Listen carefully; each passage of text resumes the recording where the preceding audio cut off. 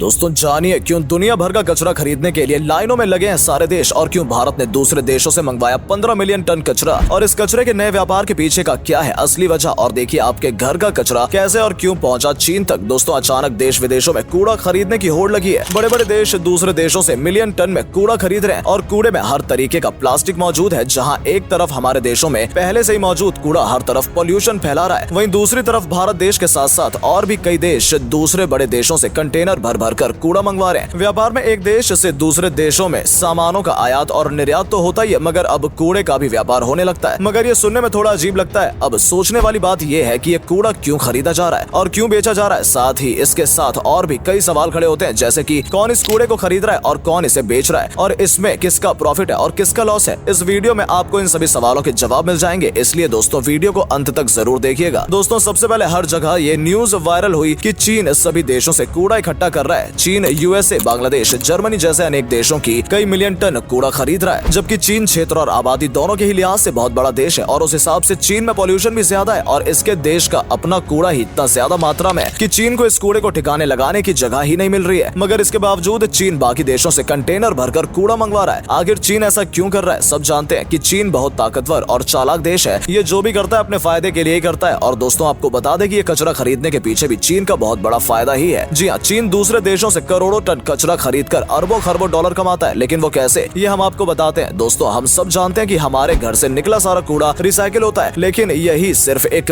गली या मोहल्ले से किया गया इकट्ठा कचरा इतना ज्यादा हो जाता है कि इसे रिसाइकिल करना मुश्किल हो जाता है। वहीं ये सारा कूड़ा गाँव और शहरों का भी इकट्ठा कर लिया जाए तो एक दिन का कचरा भी इतना ज्यादा हो जाता है कि इसे रिसाइकिल करने में 1 महीने से भी ज्यादा का समय लग जाता है। और अभी तक देश में इतना बड़ा प्लांट कहीं नहीं है जो देश का सभी कूड़ा रिसाइकिल कर दे, और यही हाल बाकी सब देशों का भी है। चीन ने इन्हीं हालातों का फायदा उठाकर अपने देश में एक बड़ा रिसाइकिल प्लांट खड़ा कर लिया। जब चीन अपना माल कंटेनर्स में भरकर दूसरे देशों में एक्सपोर्ट करता था, तब पहले यही कंटेनर दूसरे देशों से खाली होकर आते थे। वहीं अब इन कंटेनर में दूसरे देश अपना कूड़ा भरकर चीन को भेज देते हैं और इस कूड़े को रिसाइकिल करके चीन नए प्रोडक्ट्स तैयार करता है और फिर से इन्हीं प्रोडक्ट्स को दूसरे देशों में बेच देता है, जिससे चीन डबल प्रॉफिट कमाता है। और दोस्तों कचरे का ये व्यापार अभी से ही नहीं बल्कि सालों से चला आ रहा है। बाकी देश खुद आकर चीन को अपना कचरा बेचते हैं। इस कचरे के बदले में बाकी देशों को चीन से पैसे भी मिलते हैं और साथ ही उनके देश की सफाई भी हो जाती है। और यहाँ चीन कम लागत में इन कचरों से बेहतरीन प्रोडक्ट बनाने लगा है। लेकिन दोस्तों प्रॉफिट के चक्कर में चीन ये भूल गया कि इस कूड़े से उसके देश को कितना ज्यादा नुकसान हो रहा है। पैसे कमाने के लालच में चीन दुनिया भर से कचरा मंगवाता रहा और एक वक्त में चीन के पास दुनिया भर का 70% कचरा इकट्ठा हो गया। 2016 में अकेले यूएस ने ही चीन को 7 मिलियन टन कूड़ा बेचा था। चीन इतने ज्यादा कूड़े से पैसे तो बहुत कमा रहा था, लेकिन इससे कितना बड़ा नुकसान हुआ ये चीन ने सबसे छिपाया। चीन के इस व्यापार के पीछे की डार्क साइड तब नजर आई जब चीन के ही एक डायरेक्टर ने चीन के एक रिसाइकिल प्लांट पर डॉक्यूमेंट्री बनाई। इस डॉक्यूमेंट्री का नाम था प्लास्टिक चाइना, जिसमें चीन का इस व्यापार के पीछे की सारी सच्चाई दिखाई गई। ये डॉक्यूमेंट्री अवार्ड विनिंग भी रही। इस डॉक्यूमेंट्री में दिखाया गया था कि कूड़े को रिसाइकिल करने वाले लोगों पर इस काम का कितना बुरा प्रभाव पड़ता है और उन्हें किन बुरे हालातों में काम करना पड़ता है। जहाँ कोई इंसान कूड़े के छोटे ढेर के पास कुछ देर तक खड़ा नहीं रह सकता, वहीं दूसरी ओर चीन के लोगों को दुनिया भर के कूड़े के बीच रहकर रिसाइकिल का काम करना पड़ता है। और इस कूड़े में भारी मात्रा में प्लास्टिक था, जिससे लोगों की सेहत खराब होती जा रही थी। चाइना में एयर पोल्यूशन भी बहुत ज्यादा बढ़ गया था। साथ ही इस डॉक्यूमेंट्री में एक बच्ची को भी दिखाया गया, जिसे देखकर सभी की आंखें भर आई। ये सब देखकर लोग चीन पर सवाल उठाने लगे और चीन ने इस डॉक्यूमेंट्री को ही बैन करा दिया। साथ ही उसने ये ऐलान किया कि वो अब लिमिटेड क्वांटिटी में ही कूड़ा खरीदेगा और चीन का कचरा चीन में रिसाइकिल किया जाएगा। और बाकी देशों से ये कहा गया कि कूड़े को पहले से ही साफ करके भेजा जाए, क्योंकि कूड़े को रिसाइकिल करने से पहले साफ किया जाता है, जो कि एक लंबी प्रोसेस है। इसलिए चीन ने बाकी देशों से कूड़ा साफ करके भेजने के लिए कहा। तो दोस्तों ये था चीन का कचरा खरीदने के पीछे का पूरा मामला। अब आपको बताते हैं इस कचरे के व्यापार में कौन कौन से देश शामिल हैं और इसमें हमारा भारत कौन से नंबर पर है। दोस्तों जब 2018 में चीन ने बाकी देशों से कचरा लेने के लिए मना कर दिया, तब कचरे को रिसाइकिल करने की जिम्मेदारी बाकी देशों पर आ गई। जर्मनी का हर साल 132,000 टन कचरा मलेशिया भेजा जाता है और जर्मनी का भारत में 76,000 टन कचरा आता है। इंडोनेशिया में 64,500 टन और चौथे नंबर पर वियतनाम में 56,700 टन कचरा रिसाइकिल के लिए भेजा जाता है। लेकिन पिछले कुछ वक्त में मलेशिया में कचरा रिसाइकिल नहीं किया जा रहा है, जिससे मलेशिया में कूड़े का ढेर बढ़ता जा रहा है और देश में जल प्रदूषण, वायु प्रदूषण और भूमि प्रदूषण बढ़ता जा रहा है। सिर्फ जर्मनी का ही कचरा इतना ज्यादा हो रहा है कि रिसाइकिल प्लांट भी कम पड़ रहे हैं। आपको बता दें सबसे ज्यादा कचरा एक्सपोर्ट करने वाला देश अमेरिका 16.2% दर के साथ दूसरे नंबर पर, जापान 15.3%, तीसरे नंबर पर है जर्मनी 12.7% और चौथे नंबर पर 9.5% के साथ यूके है। जो कचरा रिसाइकिल नहीं हो सकता है उसे गैर कानूनी माना जाता है, इसलिए इसे कोई कोई भी देश दूसरे देशों को नहीं भेज सकता है। लेकिन हाल ही में कंबोडिया ने अमेरिका और कनाडा के 83 कंटेनर लिए जिसमें 1600 टन कूड़ा था, और वो कूड़ा जो रिसाइकिल नहीं हो सकता था और प्रतिबंधित था, इसलिए देश इसे वापस भेजने के बारे में सोच रहा है। दोस्तों, कचरे में मौजूद प्लास्टिक दुनिया भर की मुसीबत बनता जा रहा है। इस कचरे में हर तरह का प्लास्टिक होता है, जिसमें से कुछ प्लास्टिक रिसाइकिल नहीं किए जा सकते हैं। इसमें प्लास्टिक की पॉलीथीन्स और बैग आते हैं। इनको जलाने से प्रदूषण बढ़ता है। इसे जमीन में दबाया जाए तो इसे नष्ट होने में 500 साल लग जाते हैं, और इसे रिसाइकिल भी नहीं किया जा सकता है। इसकी जगह जो दूसरा मोटा प्लास्टिक होता है वो रिसाइकिल तो हो जाता है, जिसमें प्लास्टिक की बोतल, डिब्बे आते हैं। इन्हें रिसाइकिल करके नया सामान बनाया जा सकता है। लेकिन इस छोटे वाले प्लास्टिक का क्या किया जाए, इससे सभी परेशान है। दोस्तों, अब भारत की बात करें तो कचरा खरीदने वाले देशों में हमारा भारत देश भी शामिल है, जिसमें भारत देश का चौथा नंबर है। भारत देश भी दूसरे देशों से कचरा खरीद कर उसे रिसाइकिल करता है और नया उत्पाद बनाता है। जिन देशों से भारत में कचरा आता है उसमें यूएस, पाकिस्तान, बांग्लादेश के साथ और भी कई यूरोपियन देश शामिल हैं। भारत देश में कई ऐसे लोग हैं जो इस कचरे से नया प्रोडक्ट बनाते हैं, जैसे कि राजस्थान के आदित्य, जिसने ट्रेश टू ट्रीजर कंपनी खड़ी की है, जो प्लास्टिक वेस्ट मटेरियल से कपड़ा बनाने का काम करती है। यहाँ रोज 10,000 टन कचरे को रिसाइकिल करके कपड़ा बनाया जाता है। इसी तरह भारत देश में रिसाइकिलिंग के और भी नए तरीके खोजे जा रहे हैं, लेकिन ये कचरा देश के लिए इतना ज्यादा प्रॉफिटेबल नहीं है जितना ज्यादा हानिकारक है। दूसरे देश से लाए गए कचरे में से 11% कचरा ही रिसाइकिल हो पाता है, बाकी बचा कचरा सिर्फ वेस्ट होता है। वहीं दूसरे और भारत देश का अपना कचरा ही इतना ज्यादा है जिसे रिसाइकिल करने में सालों लग जाएंगे। जैसे कि दिल्ली का ये कचरे का ढेर ही देख लीजिए, जो सालों से बढ़ता ही जा रहा है। ये तकरीबन 15 मिलियन टन कचरा है, जिसे रिसाइकिल होने में 100 साल से भी ज्यादा लग जाएंगे। ऐसे में देश में हर तरफ पॉल्यूशन ही बढ़ता जा रहा है। साथ ही हर रोज हजारों टन कचरा देश में इकट्ठा होता रहता है। इस कचरे को रिसाइकिल करने में बहुत ज्यादा दिक्कतें आती हैं, क्योंकि लोग गीला कचरा और सूखा कचरा एक साथ ही फेंक देते हैं। हालांकि लोगों को ये बात समझाई गई कि गीला कचरा और सूखा कचरा अलग अलग ही फेंकना चाहिए। अगर ये कचरा रिसाइकिल ना होकर यूं ही बढ़ता गया तो इसे जमीन में दबाने के लिए भी एक बड़े शहर जितनी जगह चाहिए होगी। दोस्तों, प्लास्टिक पर कितना भी बैन क्यों ना लगा दिया जाए, लेकिन लोग इसका इस्तेमाल करना बंद नहीं करते हैं। इस पर कुछ लोगों का कहना है कि सरकार को प्लास्टिक कंपनियों को ही बंद कर देना चाहिए। हालांकि ऐसा पॉसिबल नहीं हो सकता है। प्लास्टिक बनाने वाली कंपनी ऐसा प्लास्टिक का सामान भी बनाती है जो रिसाइकिल करके दोबारा इस्तेमाल किया जा सकता है। दुनिया भर में करोड़ों टन के प्लास्टिक के कूड़े को कम करने के लिए हमें ही प्लास्टिक का इस्तेमाल करना बंद करना पड़ेगा। जब प्लास्टिक की डिमांड नहीं होगी तो कंपनी खुद ही इसको बंद कर देंगी। और दोस्तों, मुझे नहीं लगता कि इस दुनिया को बचाने के लिए ये कोई ज्यादा मुश्किल काम है। तो दोस्तों, ये थी आज की वीडियो, जिसमें से अगर आपको कुछ नया जानने को मिला हो तो इस वीडियो को बाकी दोस्तों के साथ भी शेयर करें, जिससे